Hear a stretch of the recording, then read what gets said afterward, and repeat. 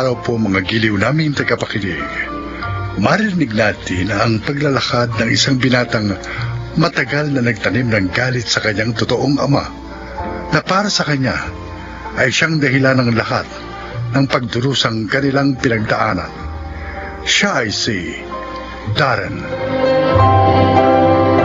Iniwan kami ng totoo kong ama nung bata pa ako. Pero tandang-tanda ko ang mukha niya. Ni minsan, hindi ko nakalimutan ang kanyang itsura. At mula nang magkaisip ako, itinangako ko na sa sarili ko na hahanapin ko siya at gagantihan.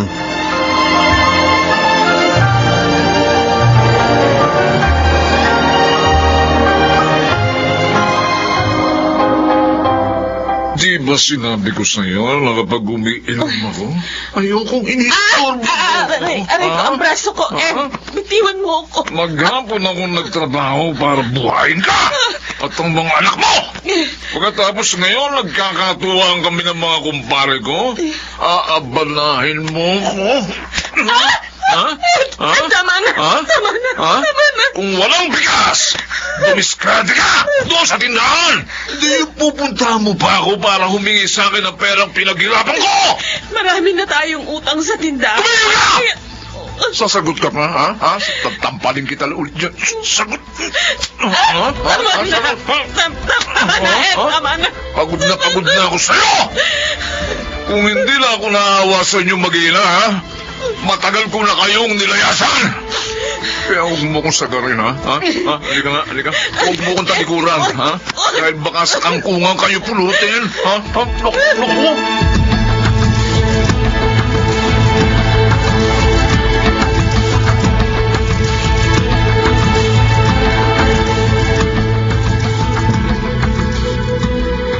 Binugbog na naman kayo ni Jones. Huwag ka maingay. Baka magising, katutulog lang niya. Ma, umalis na kasi tayo rito. Hindi ka pa nakakagraduate. At may mga kapatid ka pang nasa elementarya. Paano natin sila bubuhayin? Pero hirap na kayo kay Chong. Kaya ko. Kaya ko pa. Tumigil na lang kaya ako sa pag-aaral, ma. Maghahanap na lang ako ng trabaho. Wag. Wag mong gagawin yan. Lalo kang mahihirapang makakuha ng maayos na trabaho kapag hindi ka nakapagtapos ng pag-aaral. Kasalanan ito ng tatay ko. Kung hindi ka niya iniwan noon, kung hindi niya tayo pinagpalit sa ibang pamilya, sana hindi natin ito dinaranas. Oh, Darren, sabi ko naman sa'yo, napakatagal ng panahon ng lumipas. Kalimutan mo na ang tatay mo. May kanya-kanya na tayong buhay. Hindi, ma. Hindi ko siya kalilimutan. Kapag nakaipon ako ng pera, hahanapin ko siya. Isusumbat ko sa kanya lahat ng mga pagkukulang niya. Titiyakin ko makukonsensya siya sa ginawa niyang pag-abandona sa atin.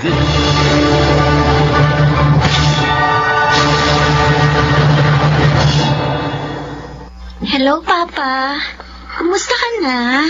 Eto, nangihina pa rin, anak. Gusto niyo bang alalayan ko kayo maglakad-lakad sa bakuran natin? Kaya mo ba? Oo naman po. Sige nga.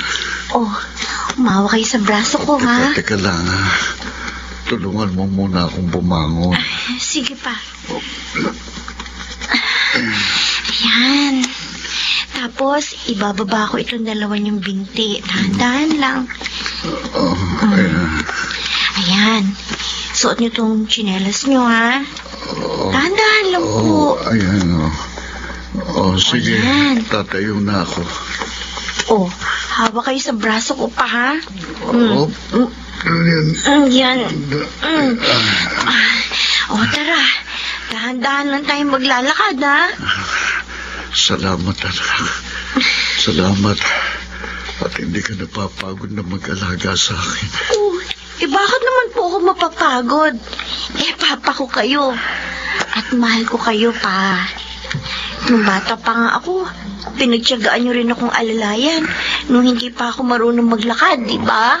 ako. Oo, kasi madalas nadadapa ka.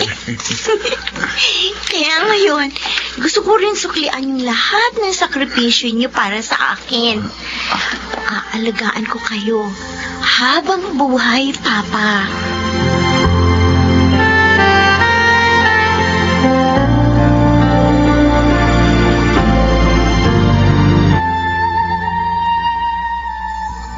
Ma, bakit wala kayong imik dyan?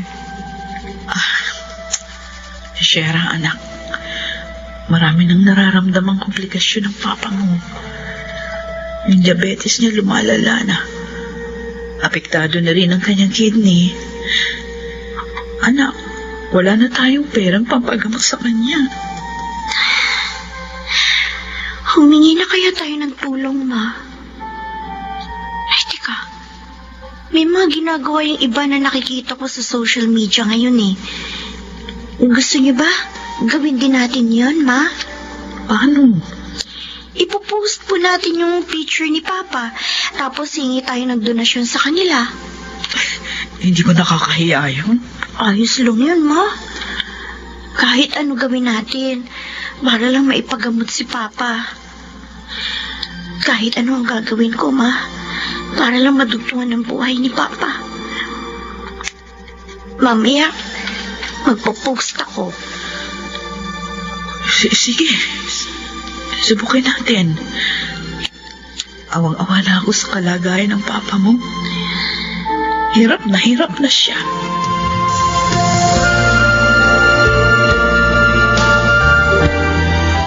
Ricardo, mamaya ha. Susunduin ka na ng ambulansya rito. Akala ko ba wala na tayong pera? May ginawa si Shera. Pinost niya yung tungkol sa'yo, kaya may mga nagpadala ng kaunting tulong. Kahit papaano, magagamit na natin yun para sa pagpapadialysis mo. Patawarin mo ako, Rosie. Pati ikaw, nadadamay sa paghihirap ko. Pati ikaw, nadadamay sa kaparusahang dinaranas ko. Ano ba? Huwag kang magsalita ng ganyan. Iniwan kong mag-ina ko noon. Iniwan ko sila nang hindi nagpapaalam. Dahil naduwag akong panindigan sila. Kaya ngayon, ito ko. Pinarurusahan sa mga ginawa ko. Hindi totoo yan. Huwag mo sasabihin yan. Kung may kahilingan man ako ngayon, yun ay makita silang muli. Gusto kong humingi ng tawad sa kanila. Gusto kong humingi ng tawad sa ginawa kong pag-aabandona sa kanila.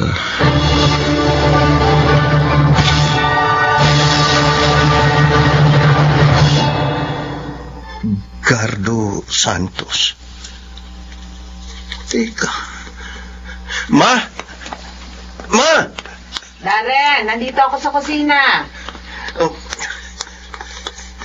Ma, Oh, di ba Gardo Santos ang pangalan ni tatay? oo, bakit? Tingnan mo. May nakita akong post dito sa Facebook. Ha? Ano ba yan? Siya ba ito? Diyos ko. Siya ba yan? Ibang-iba na ang mukha niya. Kung siya nga ito, ma. Para siyang namamaga at saka ang itim niya na. May sakit daw siya. Diabetes. At nagkakomplikasyon sa kidney. Ay, siya nga ba yan? Aalamin ko.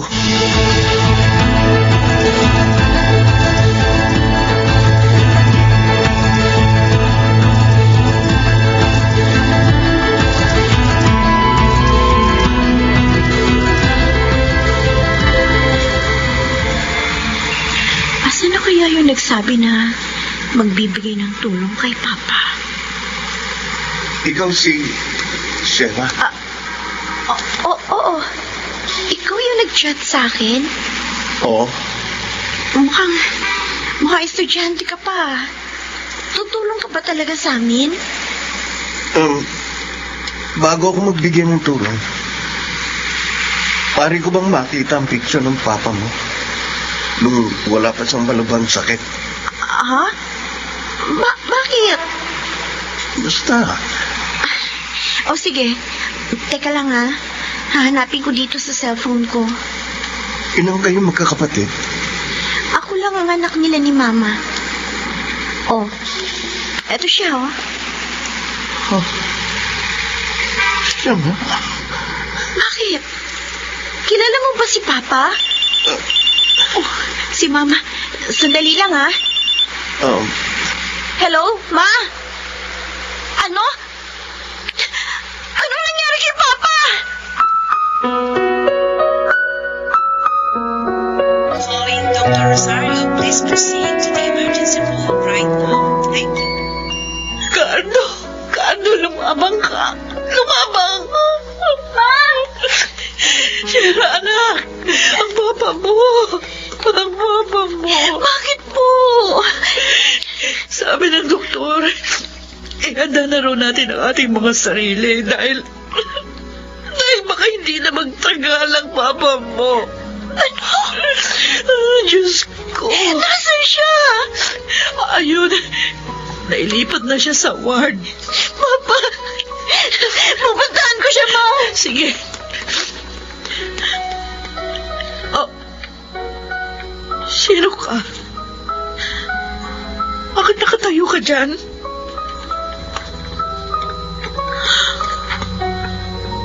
Umalis siya. Sino? Sinong pinatilyong yun? Pumunta ka sa ospital? Oo, Ma. Nakita mong tatay mo? Siya ba talagang tatay mo? Hindi ko siya nakita. Pero siya si tatay. Diyos ko.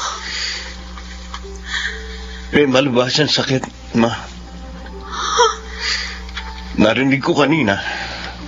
Sabi ng asawa niya, malapit na siyang mamatay.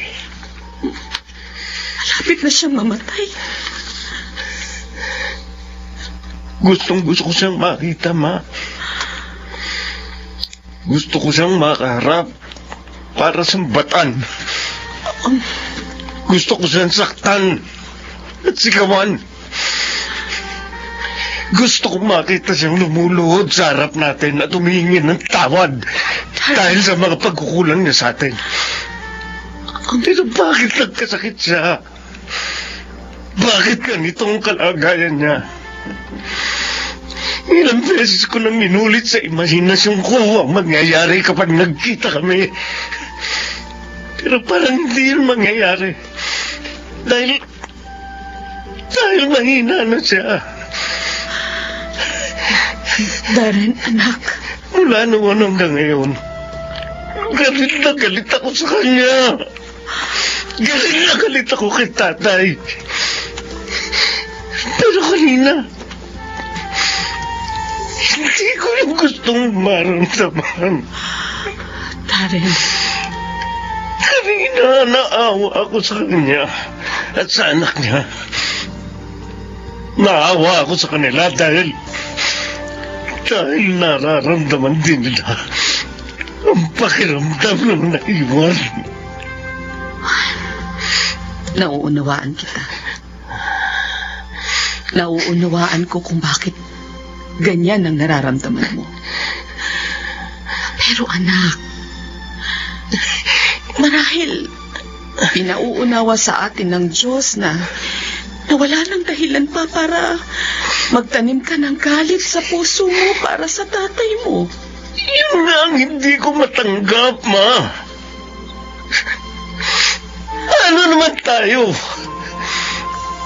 Paano ang mga paghihirap natin? Hindi naman lang malalaman ang mga pinagdaanan natin pagdurusa. Alam niya yun, anak. Alam niya yun. Kaya tama na. Huwag mo nang ilagay sa mga kamay mo ang pagpaparusa sa tatay mo. Dahil hindi yun maganda. Patawarin mo na siya, Darren.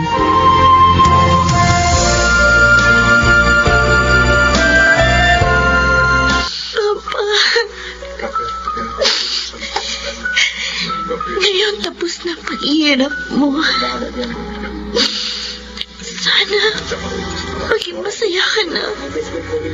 Kung nasaan ka man ngayon. Ricardo, pangako, magiging matatag kami ng anak mo. Kahit wala ka na sa piling namin, pero naririto ka sa aming mga puso. Makikiramay po ako. Ikaw yung... Pasensya na kung hindi na ako nakapagbigay ng tulong ko. Pero, eto, konting abuloy. Salamat. Sino ka nga pala? Hindi na po mahalaga yun. Sana po, tatagan niyo ang loob niyo. Tiyak na magiging malungkot kayo ngayong hindi niyo na siya kasama. Pero, makakaya niyo rin po yan. Sandali. Umalis na siya, Ma. Napakabait naman ng binatilyong yun, anak. Siguro, namatayan na rin siya ng magulang, Ma. Kaya nauunawaan niya ang pinagdaraanan natin.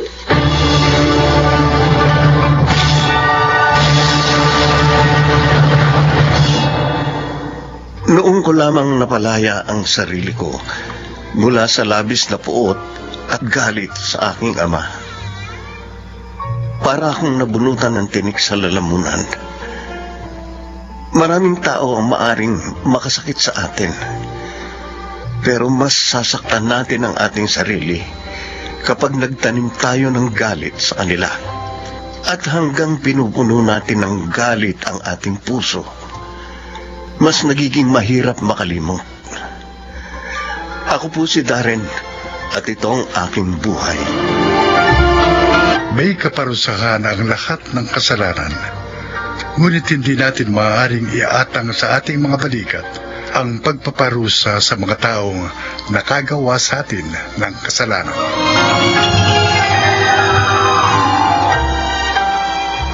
Mga nagsiganap: Jeneline de la Cruz, Phil Cruz, Chiquit del Carmen Amor, Rosana Villegas, June Ligaspi, at Lionel Beramin sa papel na Darren.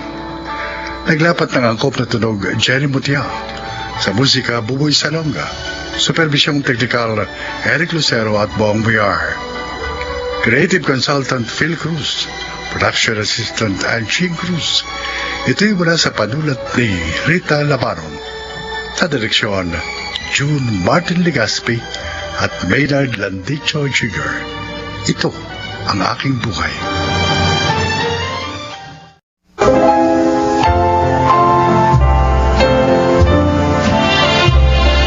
Mga kaibigan, sa araw na ito, inyong maririnig ang kwento ng isang estudyante na hindi sumuko sa buhay sa pag-abot ng kanyang mga pangarap para sa mga taong pinag-aalayan niya ng kanyang mga pagsisikap. Siya ay si Joel.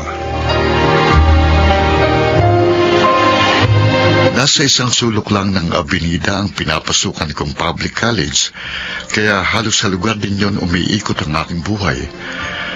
At dahil huling taon ko na noon sa kursong marketing, mas kailangan kong kumayod para may pantustos ako sa pinaghahandaan kong pagtatapos sa kolehiyo.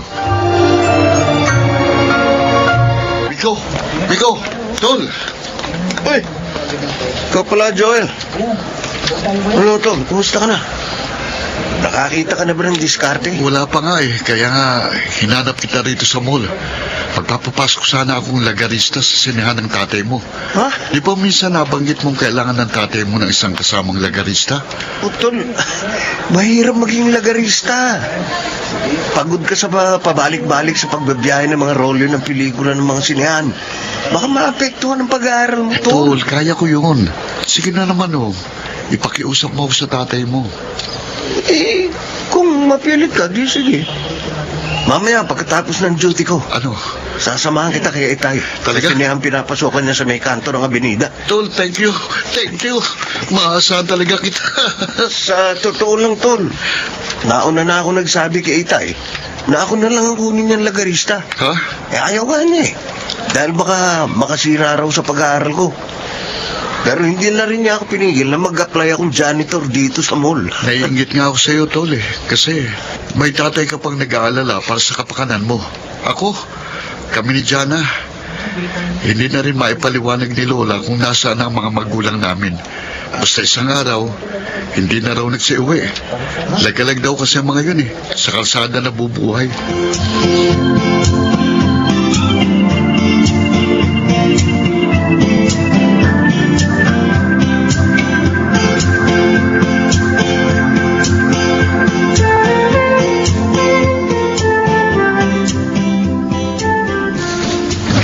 Lola! Lola! Tingnan niyo po kung ano itong mga dala ko. Oh, tingnan niyo.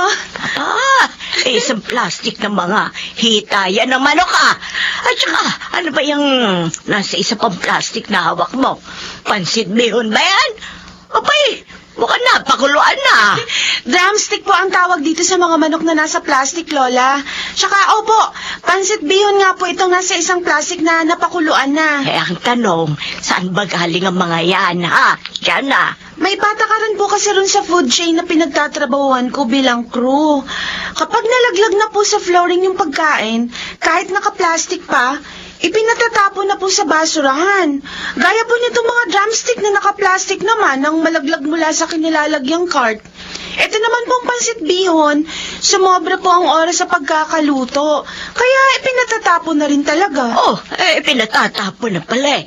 Bakit dinala mo pa pauwi? Bawal po talaga yung ginawa ko, pero nanghihinayang po ako sa mga pagkain dahil hindi naman narumihan eh.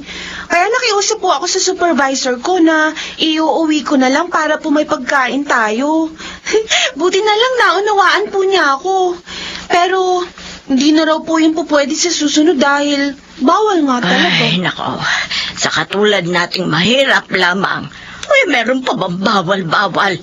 Ang mabuti pa, akin ang lahat yung mga pagkain na yan. At nang mailuto na, ipiprito ko yung mga manok at yung bihon. Titimplahan ko ng masarap na sabaw.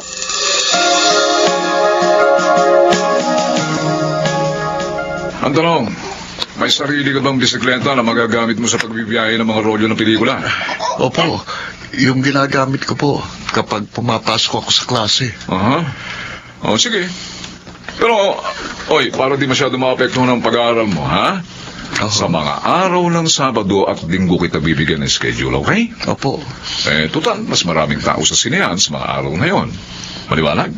Opo, opo. Paano? Na-explain ko naman lahat sa iyo mga gagawin mo. Opo, ha? opo. Sa Sabado po, maaga akong pupunta rito sa sinehan. Okay. Maraming salamat po, Mang Fredo. Maraming salamat po. Ay, Ano yun? naku, may nahulog daw po sa hagdan ng sinehan, Mang Fredo. Ano pa naman yan? Ako si baby yun. Lagi nauhulog yung sagda ng sinehan dahil sa kalasingan. Sino pong baby? Ay, nako. Huwag mo na itanong kung sinong baby yun. Dahil kapag nagsimula ka ng maglagarista dito sa sinehan, palagi mo na siya makakasalubong. Nako, malamang isa ka na rin sa iiwas sa kanya kapag nagkataon.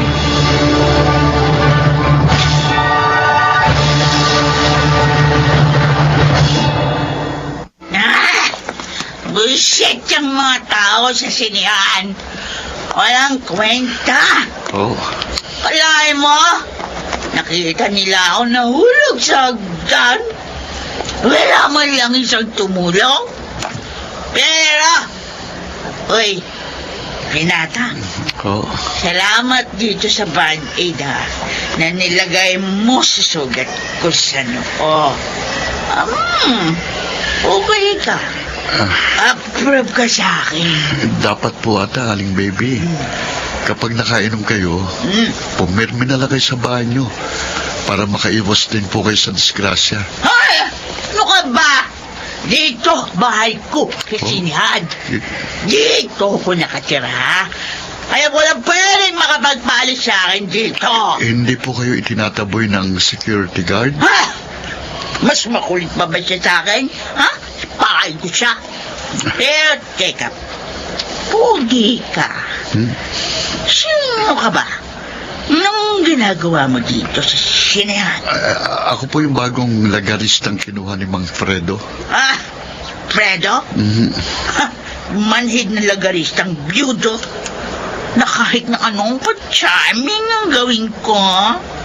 Di ako pinapansin? Walang pakiramdam? Kaya po pala negative ang perception sa inyo ni Mang Fredo. Kasi type ko, yung kay dad ko rin. O kaya yung mas matanda sa akin. Kasi nga, gusto ko gawin nila akong prinsesa ng kanilang pagmamahal. Yung bang pinagyayabang ako na ako yung mahal nila. O yung talagang pangarap ko. Ang maging kagaya ng bida sa Pretty Woman. Napanood mo yan?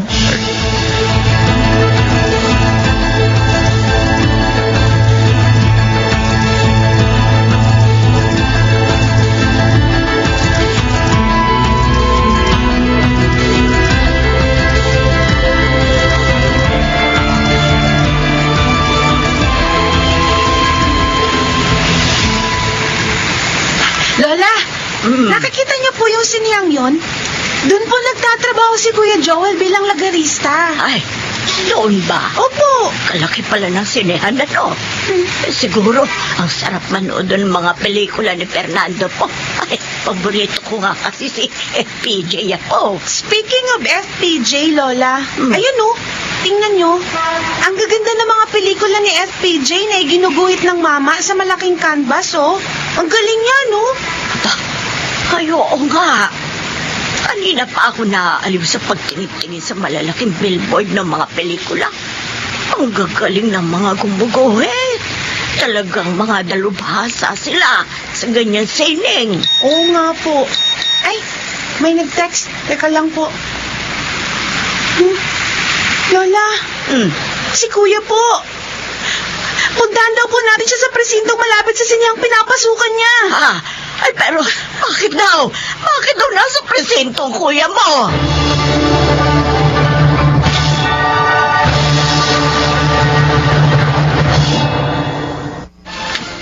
Alalang-alala ako sa iyo nang i-text sa akin ni Biko na nabundol ka raw ng isang van na nawala ng preno sa isang pagliko sa Avenida. Buti na nga lang, Tol. Yung bisikleta mo lang ang nagkasira-sira. Oo, nakatalong kasi kagad ako mula sa bisikleta. Nang makita kong sa direksyon ko patumbok ang van.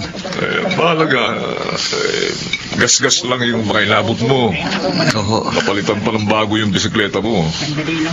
Buti naman, mabait din naman yung may-ari ng van na nakadisgrasya sa'yo. Hindi tinakasan ng pananagutan niya. Ang good news pa ron, Tol. Tuloy pa rin ang paglalagari mo sa mga sinihan ng mga role ng pelikula. Oy, kayong dalawa, ha? Dahil kayo ay mga graduating student, ha? Mag-iingat kayo. Tay. Kasabihang malapit daw sa disgrasya, mga malapit nang magtapos sa kolehiyo. Naniniwala kayo ron, Tay? O bakit? Masama bang maniwala? Aba, mahalaga sa akin makatapos kayo ng maluwalhati sa mga kurso ninyo. Ang gusto ko, pareho ko kayong makitang aakyat sa entablado. Dahil ang tagumpay nyo, tagumpay ko rin.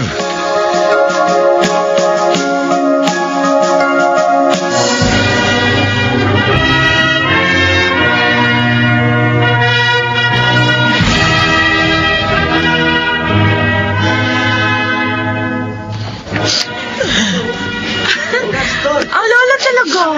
Ang saya-saya ng paligid, oh. Tapos ikaw pa na yung iyak. Ay, naku po. Sige kayo, baka malampasan niyo ang pag-akyat ni Kuya sa stage. Malapit ko siyang tawagin, oh. Ay, hindi ko mapigilan ng pag-iyak sa sobrang tuwa. Bakit ba? Ano ba yan? Ituloy ako nakakawa na sa inyo eh. Ayun, naiiyak na rin ako. Alam mo, Apo, isa ito sa magiging pinakamaligayang araw sa buhay ko. Dahil pagkaraan naman nito, ang pagtatapos mo rin sa kolehiyo. Siguro nga, kapag pareho na kayo nakita ng kuya mo na nasa maayos ng katayuan, pwede na akong mamatay. Lola talaga. Masyado na kayo nag-iisip sa mangyayari after 50 years pa. Matagal pa po tayong magkakasama-sama ni na kuya, okay? Kasi nga po, kayo naman ang aalagaan namin. Kung paano nyo rin kami inalagaan mula nung maliliit pa kami. Lola, Apo. mahal na mahal po namin kayo. Lagi niyo pong tatandaan yan.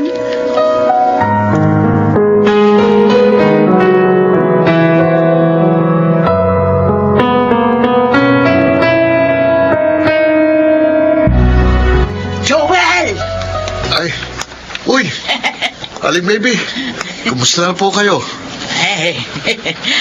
Gusto ko lang magpasalamat kasi doon sa binigay niyong birthday cake ni Miko sa akin. Nung sumweldo kayo sa trabaho niyo.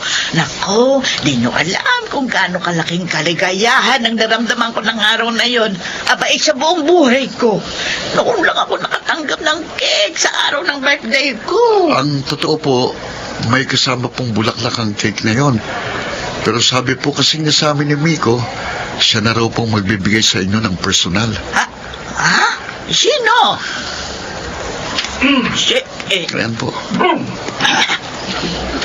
Baby? Belated happy birthday, ha?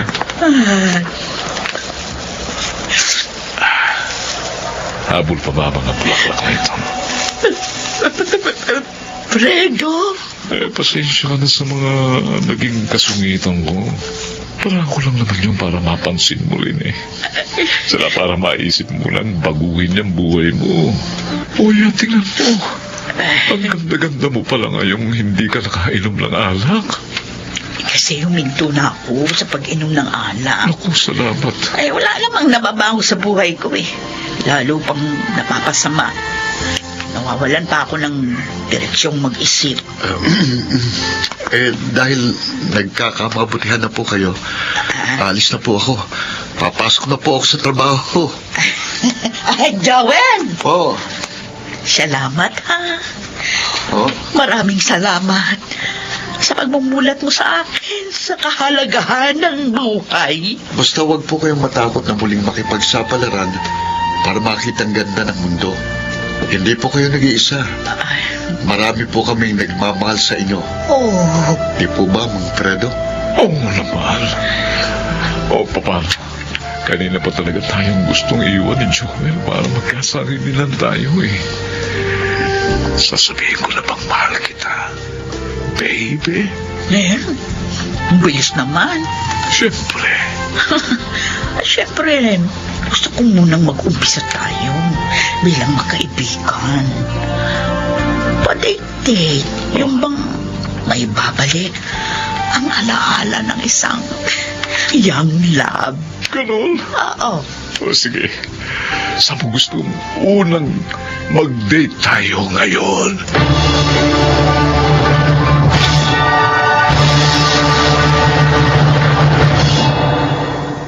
Ilang mahabang taon na rin mula nang makatapos ako sa kolehiyo hanggang sa nagkaroon ng matatag na trabaho sa isang marketing department ng isang kilalang supermarket. At pinupuno pa rin ng galak ang puso ko kapag nagagawi ako sa Avenida. Ang lugar na naging kanlungan ng aking mga pangarap.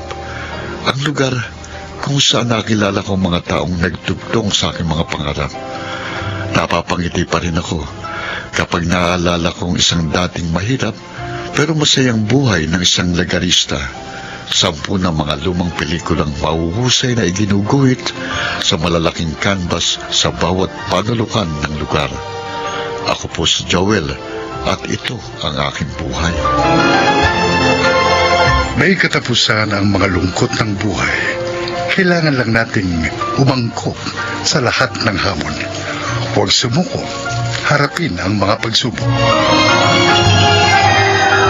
Mga nagsiganaw, Junel Banamin, June Legaspi, Jenaline de la Cruz, Chiquit del Carmen Amor, Rosana Villegas, at Phil Cruz sa papel na Joel. Naglapat ng angkop na tunog, Jerry Butia. Sa musika, Buboy Salonga. Supervisyong teknikal, Eric Lucero at Bong Mayar. Creative consultant, Phil Cruz. Production assistant, Anching Cruz. Ito'y mula sa panulat ni Sel Barlam. Sa direksyon, June Martin Legaspi at Maynard Landicho Jr. Ito ang aking buhay.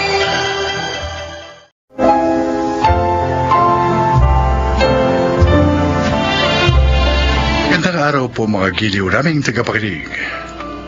Marinig natin ang kwento ng isang babaeng maagang naging ina at ang mga pinagdaanan niyang pagsubok.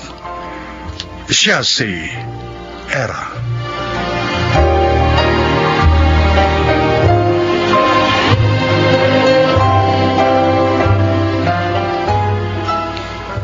Sa edad na 16, isa na akong ganap na ina. Hindi ko pa natatapos ang high school. Kinailangan ko nang simulan ang panibagong kabanata ng aking buhay. Hindi ako handa, lalo na sa mga panghuhusga at pananamantala ng mga tao sa aking paligid. Sa edad na 16, nabuksan ang aking mga mata kung gaano kahirap mabuhay sa mundo.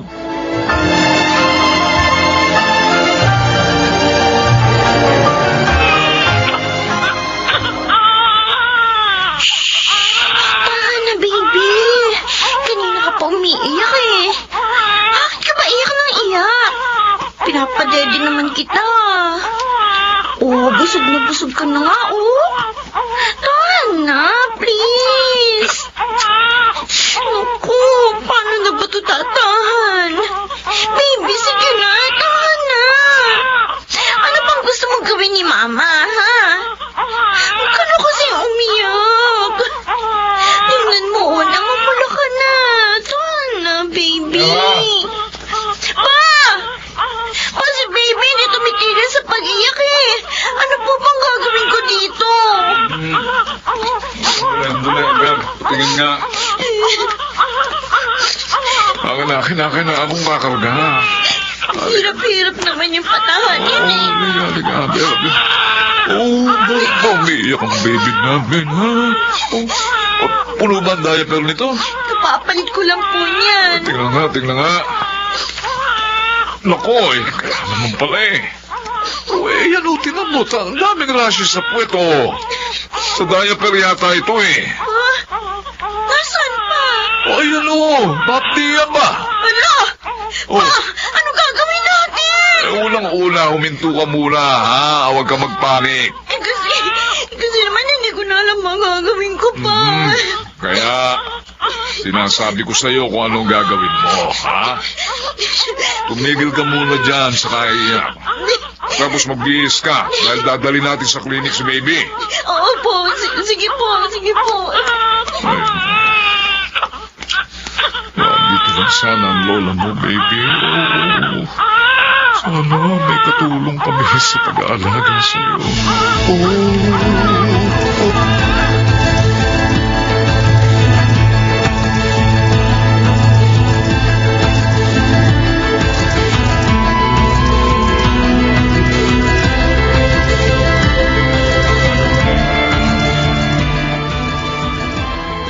Pa, kakain na tayo. Kuya. Ay, kabayo. Ano ka ba naman, Era?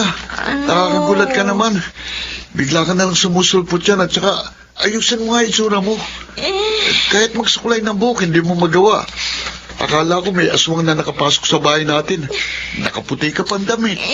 Antok na ako eh. Pero hindi ako makatulog. Kamusta na ba si baby? Ayun, nakakatulog na ng maayos kasi gumaling na yung rashes. Kaso ko naman itong pagod na pagod. Sa sobrang pagod, di na ako makatulog. Kumain ka na muna. Yung wala akong gana. Ano ka ba? Susumbong kita kay Mama. Ay, tumawag ba si Mama? Kapag tumawag siya, sabihin mo, umuwi na lang siya dito sa atin. Kasi pareho lang naman eh. Nag-aalaga siya ng bata doon sa Saudi. Pero doon may sweldo. E di si Papa na lang magpapasahod sa kanya. Kung ano-anong naiisip mo. Mabuti pa, sabayan mo na akong kumain. Lumabas yata si Papa eh. Huwag mo akong gagayahin, kuya, ha? Huwag kang magiging mapusok. Magtapos ka muna ng pag-aaral bago ka makipagrelasyon. Kasi ang hirap-hirap maging magulang. Promise. Pero, sakaling may mabuntis ka, wag na wag mong gagayahin ng tatay ng anak ko. Panindigan mo ang iyong mag-ina, ha? Era, sinapian ka ba ni Mama? Hindi ako makapaniwalang sa'yo ko yun narinig. Hindi nga. Seryoso ako, kuya. Kaya makinig ka sa akin.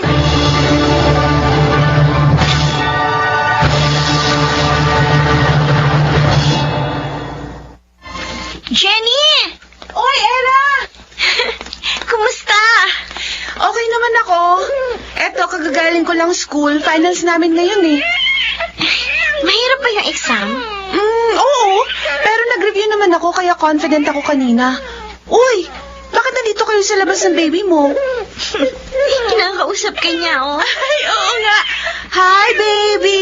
Ang cute-cute naman ng baby niyon. Appear. Hindi pa yan marunong mag-appear. Ha? 3 buwan pa lang yan eh. Ay, ganun ba? Jenny, may itatanong nga pala ako sa'yo. Ano yun? Si Marky, pumapasok ba? Oo. Kumusta siya? Okay naman siya. Dati lang. May bago na bang girlfriend? Wala naman ako nakikitang kasama niyo. Ah, okay. Bakit? Maasa ka pa magkakabalikan kayo? Eh di ba ayaw sa'yo ng mama niya? Pwede mo bang mahingi ang number niya? Nagpalit yata siya ng number eh. Pwede ba, Jenny?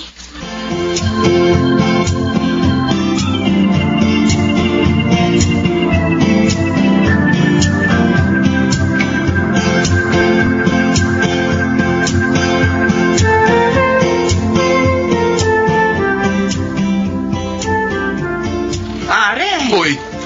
kumusta? Eto, okay lang. Hoy, ikaw palang yayo nitong apo mo, ano? Oo. Pag wala akong ginagawa, ako ang nagbabantay. Hoy, advice ko lang sa iyo ha, pare. Mare, Bantayan mo rin yung anak mo. ano? Eh kasi baka mamaya niyan. Wika nga ng mga matatanda. Hindi pa nga lumilinaw ang ihe, tumitihaya na naman. Baka sa susunod na taon, may pangalawa ka ng apo. Mare, nakakalimutan mo yata ang anak ko tinutukoy mo. Huwag kang basta-basta nagsasalita ng ganyan. Pare, sandali. Patapusin mo kasi ako. Anong tatapusin mo? Galing kasi ako doon sa may labasan. Oh. Eh nakita ko yung bunso mo. Kausap yung tatay niyan. Eh di ba ang tatay niyan yung anak ni Maring Corazon. Mare, Oh, salamat sa pag-aalala, ha? Mare, baka hindi kita matansya. Tumuloy ka na sa bahay niyo at baka hinahanap ka na ni pare. eh, sinabi ko lang naman sa iyo yun, pare. Ba? Para alam mo. Masama ba ang loob mo? Hindi. Eh mukhang iba rin talaga yung bunso mo yun eh. Eh, palibas ay bata pa, kaya mapusok. Mare, Ayun ang mga anak ko. Abay, sinabihan ko sila. Huwag na huwag silang gagaya kay Era. Aba. Ay talagang palalayasin ko mga yon.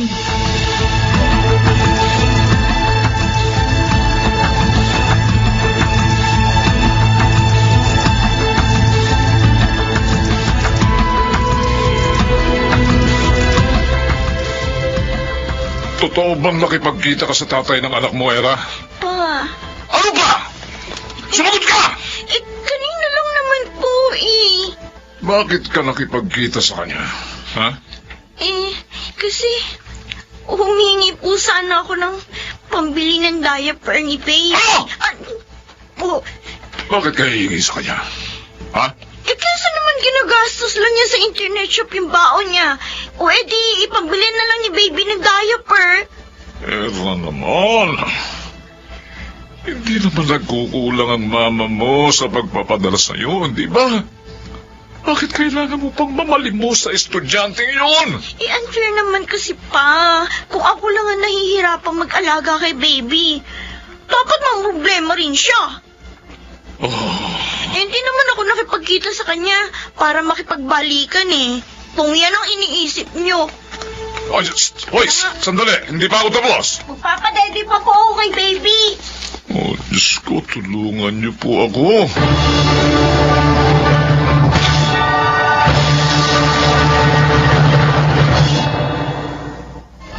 Pa, kung babalik na si Era sa pag-aaral, sino mag-aalaga kay baby? Gusto mo, ikaw? Basta may sweldo. Hindi ko nga marunong magtupi ng mga damit ko, kuya eh. Ay, kaya ko naman magpatulog ng bata. Hindi. May kinuha na akong yaya. Wow, sosyal may yaya Ngayon lang naman, kuya eh. Gusto ko rin talaga makapagtapos ang pag-aaral.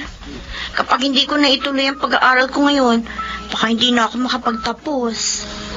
Basta Era, ha? Alam mo na kung ano ang naging pagkakamali mo noon. Kaya wag mo lang uulitin yun. Opo, pa. Pangako.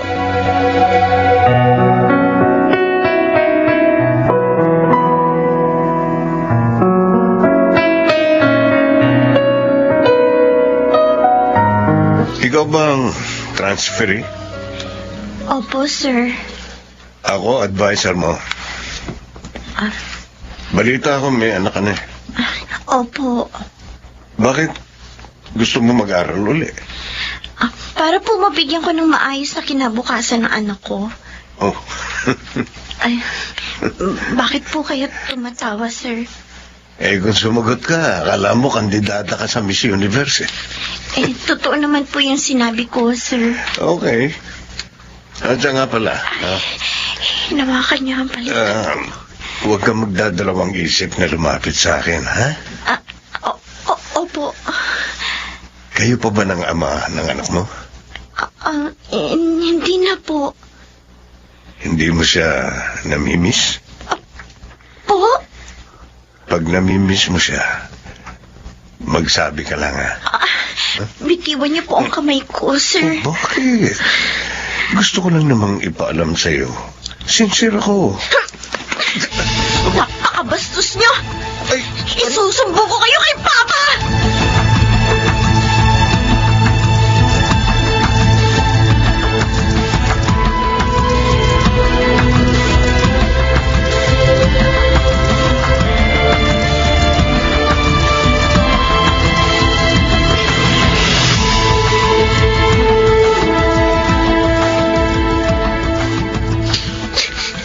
Tana, kinausap na ni Papa yung management ng school nyo.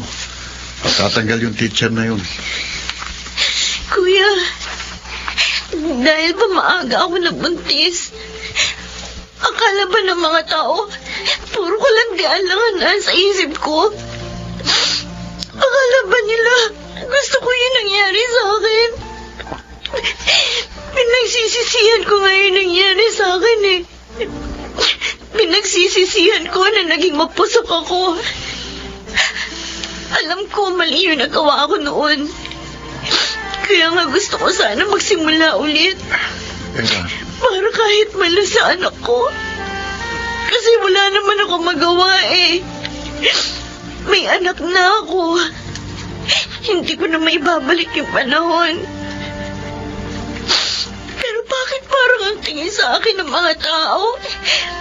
Isip bata na pwede lang utuin ang ganun-ganun na lang. tumahan ka ng sabi. Hayaan mo na ibang tao. Hindi naman mahalagang iniisip at sinasabi nila tungkol sa'yo. Ang mahalaga yung sinasabi namin. Naniniwala kami ni na Papa at Mama na may magandang bukas na naghihintay sa'yo. Kaya huwag mo nang pakinggan yung sinasabi ng ibang tao. Naintindihan mo ba ako? Ha? Ang hirap-hirap pala ng ganito. Oo, Kuya. mahirap. Mahirap talaga. Pero malalagpasan mo rin ito. Narito kami para sa'yo, Era. Ikaw, naniniwala ka ba na malalagpasan mo ito? Naniniwala ka ba na may magandang kinabukasan na naghihintay sa'yo? Ha? Oo, Kuya. Ganun naman pala eh. Kaya huwag ka nang umiyak. Ipakita mo sa kanila na kaya mong bumangon at magpatuloy muli.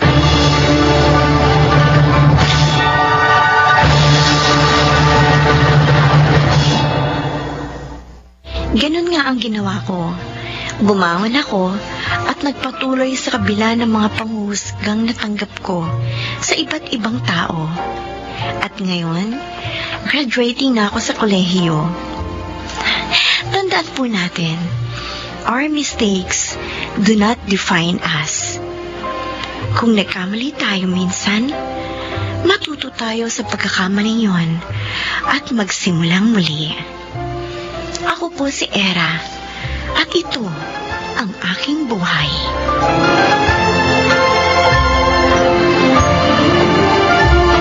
Kung nadapa ka minsan, bumangon ka ng ilang ulit at huwag na huwag kang matatakot na magsimulang muli. Mga nagsiganap, Jenaline de la Cruz, June Legaspi, Rosana Villegas, Phil Cruz, Junel Benjamin, at Chiquit del Carmen Amor sa papel na Era. Naglapat ng angkop na tunog Jerry Mutia, sa musika Buboy Salonga, supervisyong teknikal Eric Lucero at Bong Muyar, creative consultant Phil Cruz, production assistant Anching Cruz. Ito'y mula sa panulat ni Rita Lamano, sa direksyon June Martin Legaspi at Maynard Landicho Jr. Ito ang aking buhay.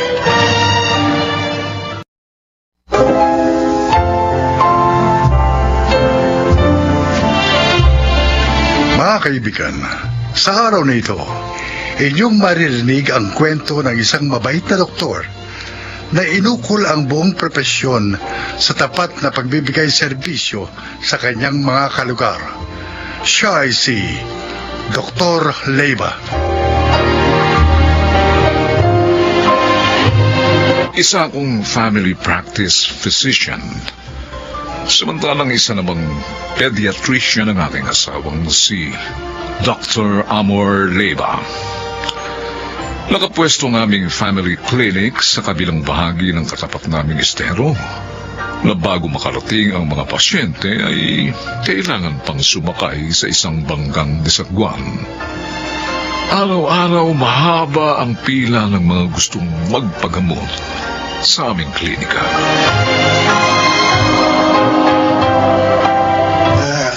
Neng, ay magpapalista ako para magpagamot kay Dr. Leyva. May record na po kayo dito, Lolo?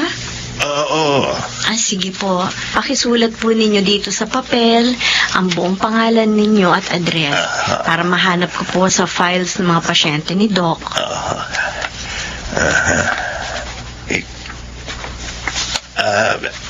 Eto, Neng. Tapos ko na isulat ang pangalan ko at address sa papel na binigay mo. Sige po, Lolo. Maupo po muna kayo sa mahabang bangkong yun, ho. Pakihintay nyo lang po na tawagin ko ang pangalan ninyo kung kayo na po ang susunod na pasyente ni Doc. Social distancing lang po tayo sa upuan, ho. Oo, Neng. Sige, haba ng bangko. Salamat.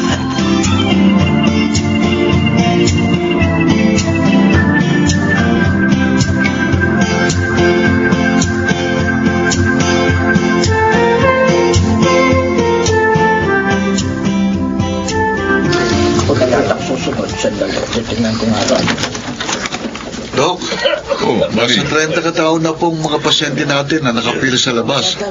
Magka-cut off na po ba tayo? Oo. Kailangan kasi ko sa ospital mamaya hapon ha. Diretso ako noon pagkatapos kong manggamot dito sa klinik. Sige po, Dok. Bisuhan ko na lang ang mga pasyenteng bagong dating para sa schedule natin bukas ulit ng umaga. Yung health protocols ipatupad pa rin. Nasa paligid pa rin ang panganib ng Opo, virus. Dok. Mahigpit po ang pagbabantay ko sa may gate ng clinic. Good. May malaking bote po ng alcohol na nakalagay ron para sa hand sanitation ng mga pasyente. Ay maglagay ka na rin ng libreng face mask doon para sa mga pasyenteng nakalilimot magdala. Opo, Dok. Maglalagay po ako. Okay.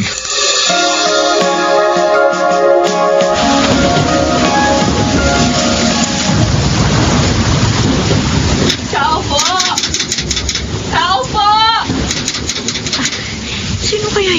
yung babaeng yun na kinakalampag ang gate ng clinic.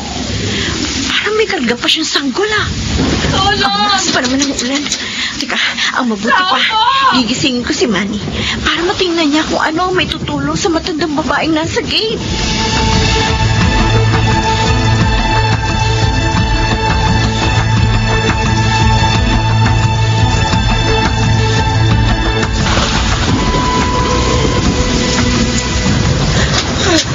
Oh, Lola, ano pong problema? Basang-basa na kayo, pati ang apo nyo. Ang apo ko, kinukumbulsyon. Tumitirik na ang mga mata. Kailangan ko ng tulong ni Doktora Leiva para magamot ang apo ko. Parang awa mo na. Tawagin mo si Doktora. Pero tulog na po si Doktora, Lola. Pwes, gisingin mo! Oh. Gisingin mo! Parang awa mo na. Tulungan mo ko. Gisingin mo si Doktora. Ayoko mamatay ang apo ko. Ayoko!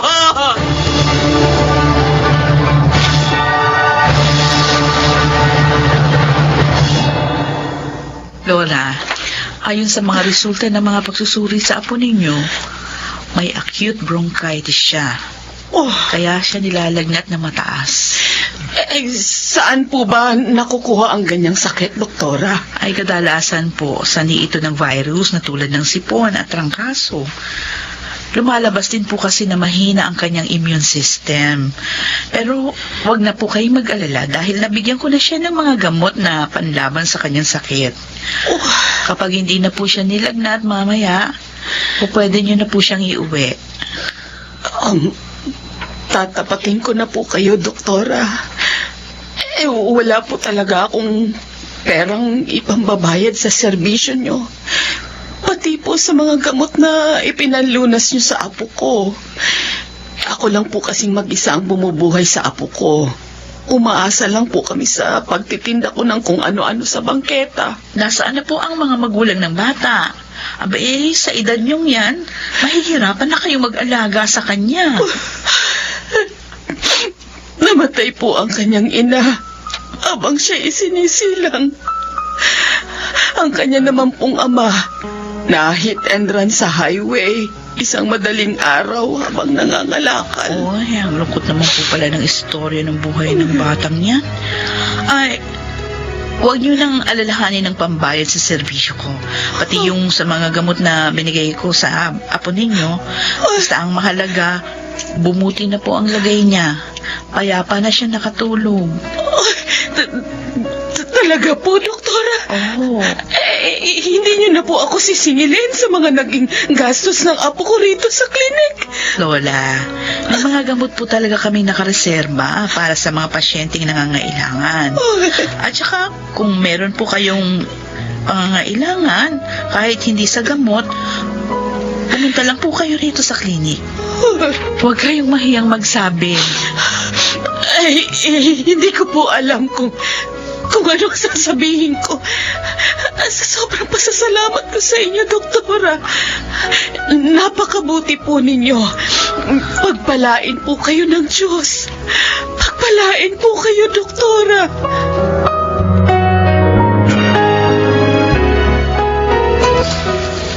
Lolo, dito po.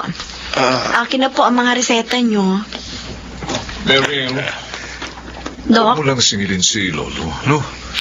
Yung mga inireseta kong gamot sa kanya, bigyan mo na lang siya, ha?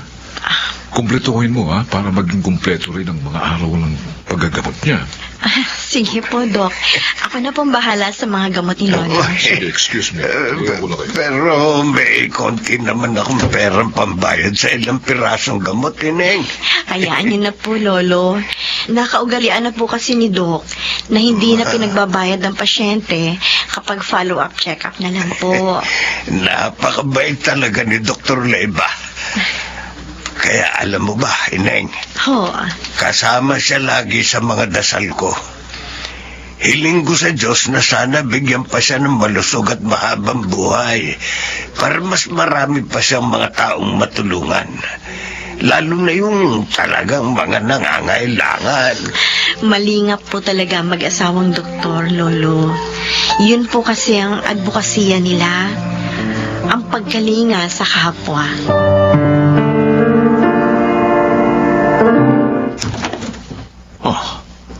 Ano yung kalabog na yun. Parang sa clinic room lang asawa ko nang galing, ha? Doc! Oh, Si Doktora Leva po. Biglang nawala ng malay sa klinik. ano? Maputlang-maputla na po si Doktora. Doc! Diyos ko, ang asawa ko.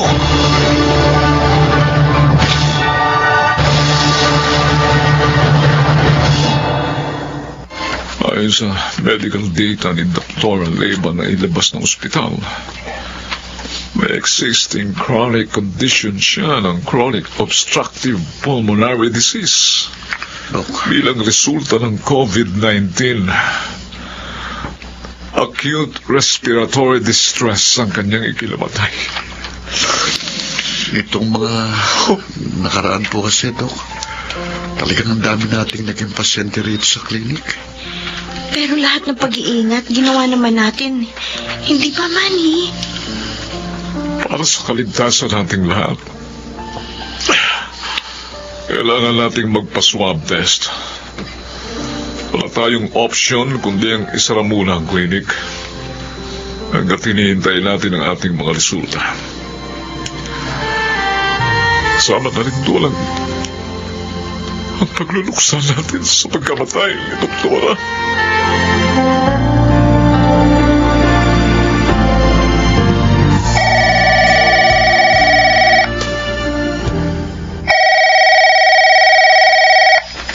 Hello, sino po sila? Hello, Dr. Leva. Kayo na po ba itong kausap ko?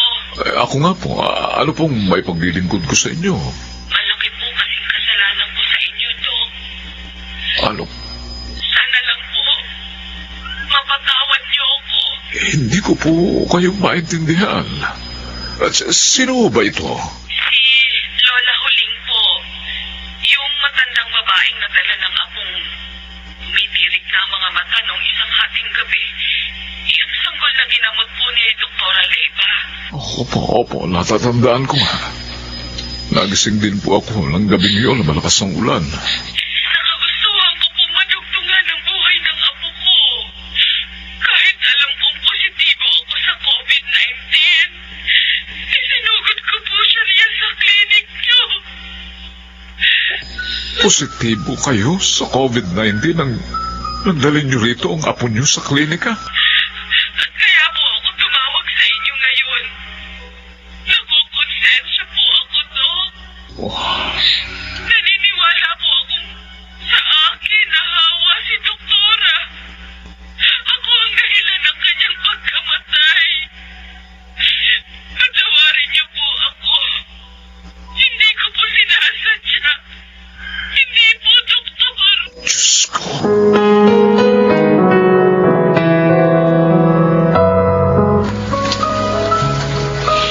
Alam mo bang natuwa ang mga taga-estero nang makitang binubuksan na natin ulit ang klinik, Manny? Oo nga. Hindi ko nga mailarawan yung pag-asang nakita ko sa kanilang mga mukha. Parang yung pag-asa rin na naramdaman natin nang magnegatibo tayong lahat ni ng doktor sa swab test. Hindi natin maaaring ipagkait sa mga taga rito ang kanilang pangangailangan medikal. Doc, Oo, masakit man ang naging pagkamatay ng asawa kong si Doktora Leva.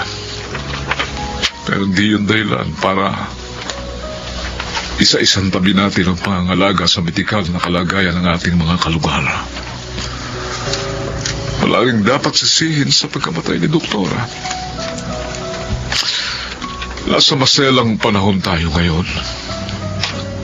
Wala tayong kontrol sa mga maaaring mangyari. Kahit pa sa kamatayan. Malaki ang responsibilidad ng propesyong ito sa bawat buhay. At yun ang dapat nating ipagpatuloy.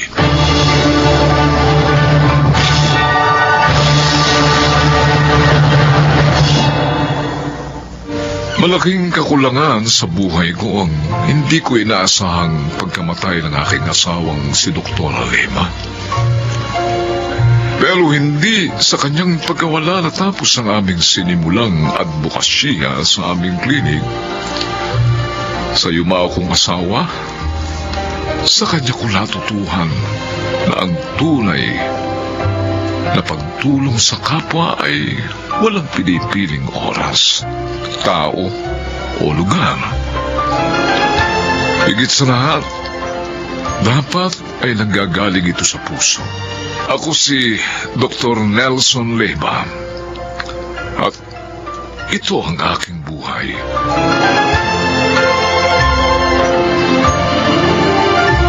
Wala naghihigit pa sa paglikap natin sa ating kapwa, tulad ng pagpapahalaga natin sa ating sarili, dahil ang pag-ibig sa kapwa ay ang katuparan ng kautusan.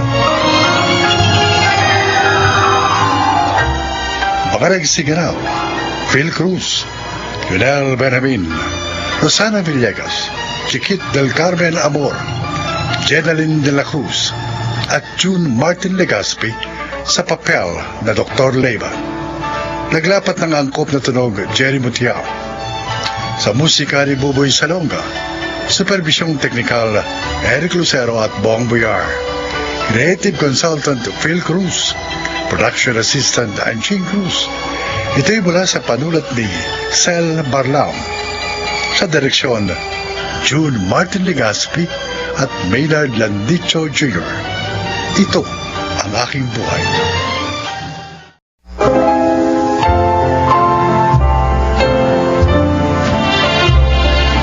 Magandang araw sa inyong lahat. Marinig ninyo ang kasaysayan ng isang ama na pinakinabangan ang kanyang kahinahunan. Siya ay si Alberto.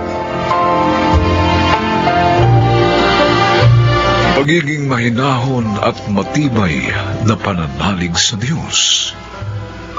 Ito ang masasabi kong dahilan kaya ako naging matagumpay sa buhay. Pakinggan po ninyo ang aking paglalahad. Alberto, hindi ko alam na darating ka ngayong birthday ko. Ate Andre, talagang hindi ko sinabi sa iyo para surprise. Ha? Ikaw na tao ka. Hanggang ngayon, napakahilig mo pa rin sa sorpresa. Oh, effective naman, hindi ba? O yan, masaya ka. Oo na. Alam na ba ng mga pamangkin ko ito? Ay, syempre hindi pa rin. Maya-maya pa lang nila malalaman. At may isa pa akong sorpresa sa inyo lahat. Oh, ano pa sorpresa? Nag-retire na ako sa serbisyo. Very good. Tama lamang nang mag-retire ka na sa serbisyo dahil nasa tamang edad ka na ng pagpapahinga. At saka, tapos na sa pag-aaral si Mirasol at Rembrandt. Wala ka nang aalalahanin pa. Oo nga. Pero magtatayo ako ng business. Para naman hindi manghina ang katawan ko.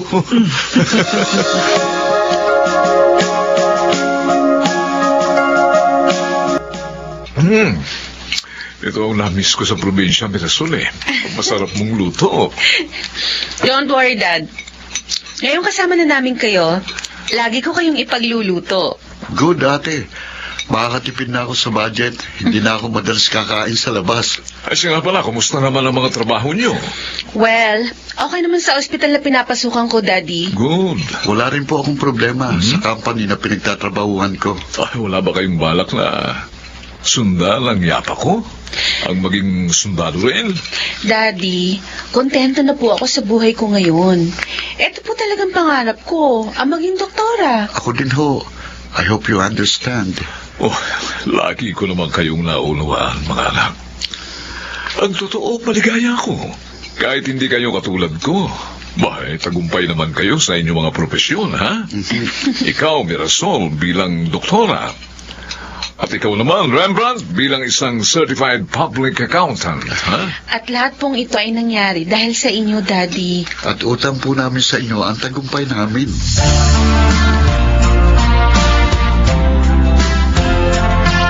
Ano? Gusto mong pakasal na tayo, Francis? Oo, Mirasol. 4 years na tayong steady. 2 years ka ng doktora, ako naman 6 years ng doktor. Kaya tingin ko naman, maaari na tayo magpamilya. Kasi, Bakit? May problema ba? Tatakot ako. Nag-aalala. Anong pinag-aalala mo? Alam mo, Ang nakaraan ng pamilya namin, di ba? Kung inaalala mo na baka maulit sa atin ang nangyari sa magulang mo, huwag ka mag-isip ng ganyan. Iba-ibang kapalaran ng mga tao. Kasi, Huwag mong hayaang maging hadlang sa ating kaligayahan ang inyong nakaraan. Francis. Magtiwala ka sa akin. At magtitiwala rin ako sa iyo. At higit, kapwa natin asahan ang tulong ng Diyos sa ating pagsasama.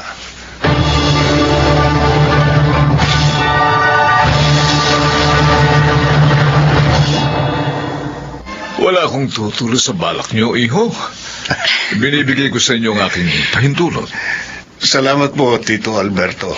Thank you po, Daddy. Ate, dapat kasama ako sa mga abay. Kuya Francis. Siyempre naman. Ikaw po ba mawawala? Lagi sana kayong magmamahalan, ha? Mag-uunawaan. At panatilihin niyo ang banal na takot sa Diyos. Para hindi kayo maligaw kahit mag-asawa na kayo. Tatandaan po namin yan, Dad. At ikaw, Francis, maging mahinahon ka sana sa iyong asawa, ha? Alam po na isusunod ni Daddy sa sentence na yan. Dahil ang katunayan ng pagiging lalaki ng isang lalaki ay ang pagiging mahinahon. Naniniwala ako doon, Rembrandt. Kaya gagawin ko yun.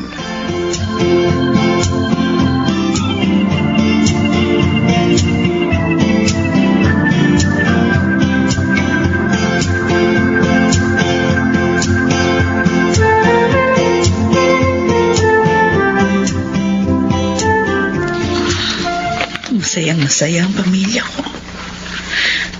Kita ko yung kanina. Habang lihim ko silang minamasdan. Sayang. Kung hindi ako nagkamali, sana kasama pa rin nila ako ngayon. Pero huli na ang lahat. Para sa akin magbabago. Ang gusto ko lang naman ngayon, makahingi ng tawad sa kanila. Lalo na kay Alberto.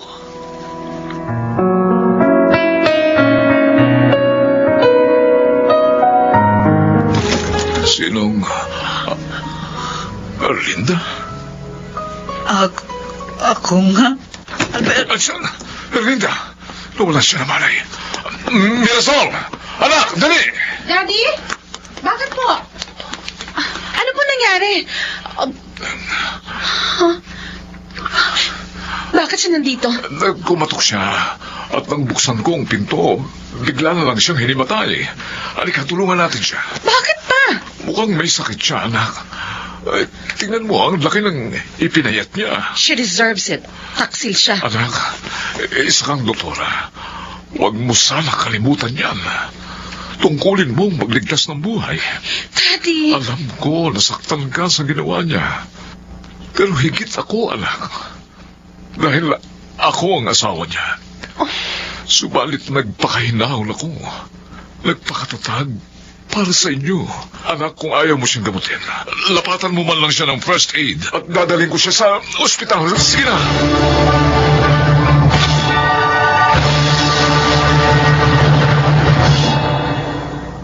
Kung hindi lang kay Daddy, hindi ko lalapatan ng pangunang lunas yung babaeng yun.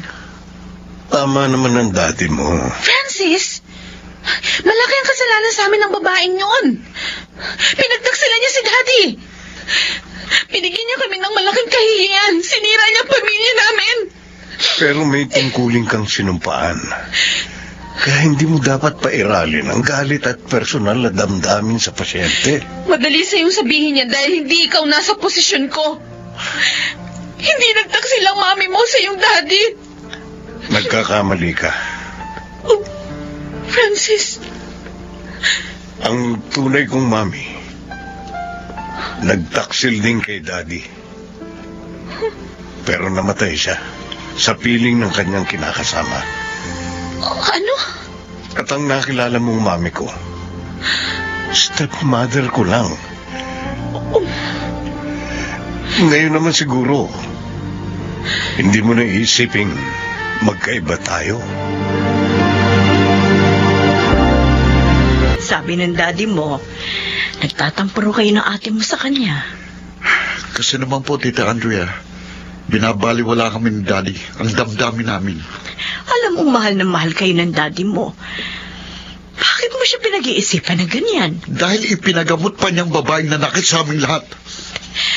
Ayon sa doktor, may cancer sa ovary ang mami niyo at may taning ng kanyang buhay.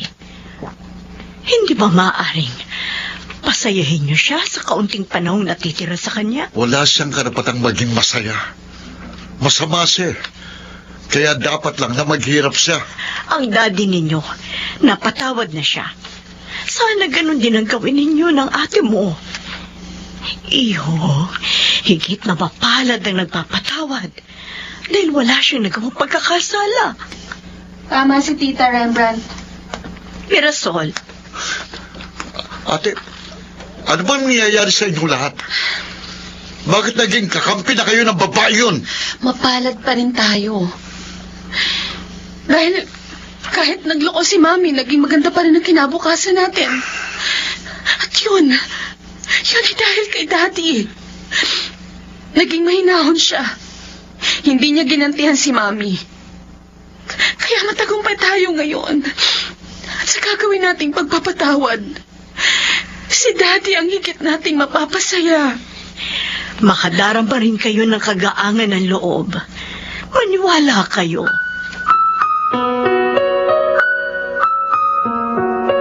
Nandito ako dahil ngayon na natin kukunin ang mga wedding invitation na pinagawa natin. Pakakasalan mo pa ba ako? Mira, walang nagbabago sa damdamin ko. Kahit masama ang inasal ko. Nadala ka lang ng galit. Kaya hindi mo agad kami naunawaan.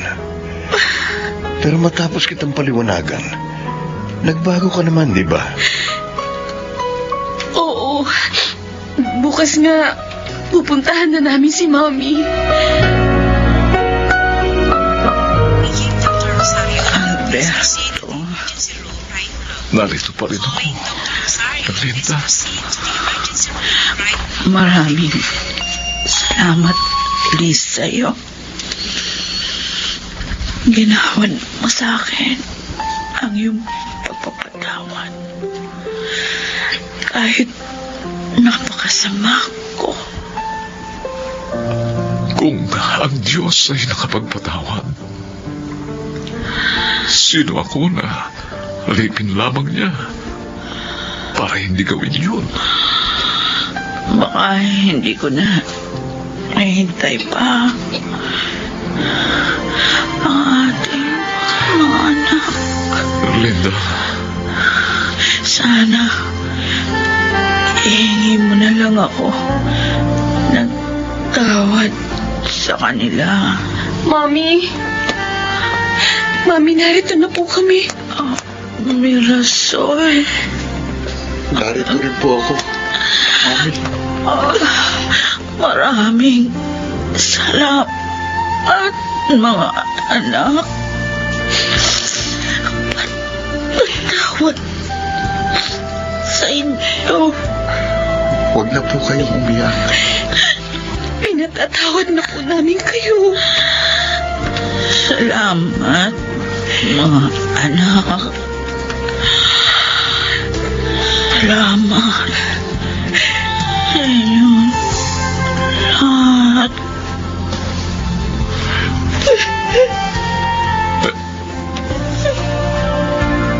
Erlinda.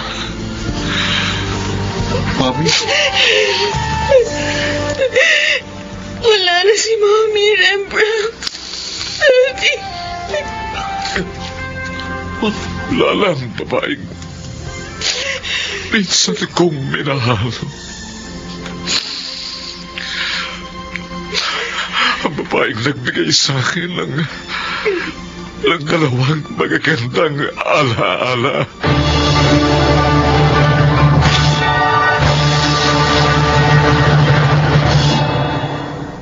Bagamat pumanaw si Erlinda, Alam kong maligaya siya. Tulad din ng pagiging maligaya ko sa piling ng aming mga anak. Ako po si Alberto at ito ang aking buhay.